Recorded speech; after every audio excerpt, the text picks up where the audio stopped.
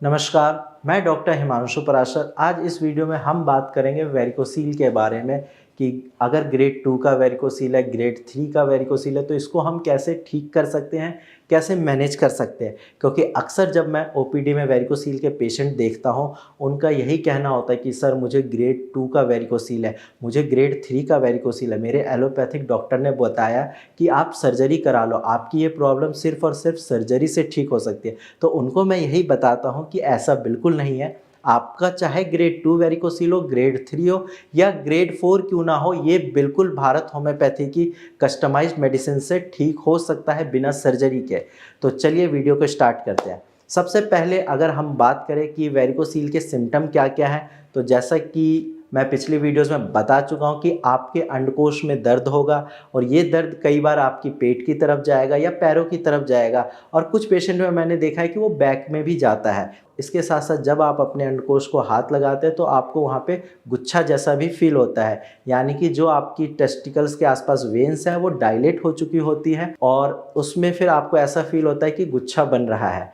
Next है swelling.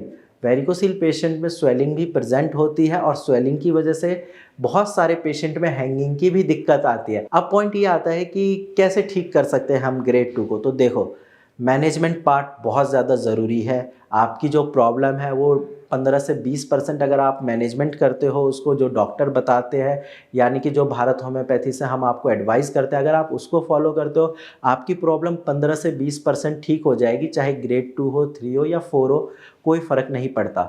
लेकिन medicine से ठीक करने के लिए जो आपकी बची हुई 75% प्रॉब्लम है, वो दवाइयों से ही ठीक होगी।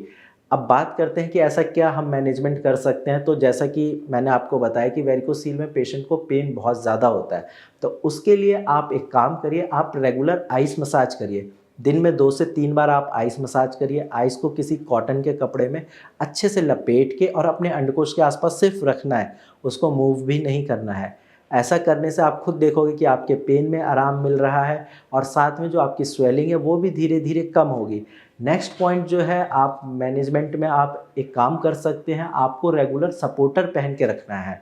अगर आप सपोर्टर नहीं पहन पा रहे, आपको ऐसा लग रहा है कि सर सपोर्टर पहनने से गर्मी ज़्यादा बढ़ रही है, तो कोई बात नहीं, आप एक साइज़ छोटा वी शेप का अंडरवियर पहनिए। उससे ये फ़ायदा होगा कि आपके टेस्टिकल हैंग नहीं करेंगे और आपकी हैंगिंग में भी आराम मिलेगा और जो स्वेलिंग है वो धीरे धीरे कम होगी।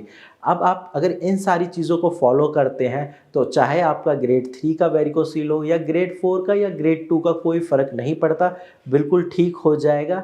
बस ये ध्यान रखना है कि मैनेजमेंट के साथ साथ आप कस्टमाइज्ड होम्योपैथिक मेडिसिन लीजिए, ताकि आप भी हमारे लाखों पेशेंट की तरह बिना सर्जरी के बिल्कुल अपने वेरिकोसील को ठीक कर सकते हैं। अगर आपको भी वेरिकोसील की प्रॉब्लम है तो आप डायरेक्ट मेरी टीम से बात करिए, अपनी रिपोर्ट शेयर करिए और अपनी बीमारी को आज से ही ठीक करने के पीछे लग जाइए। धन्यवाद।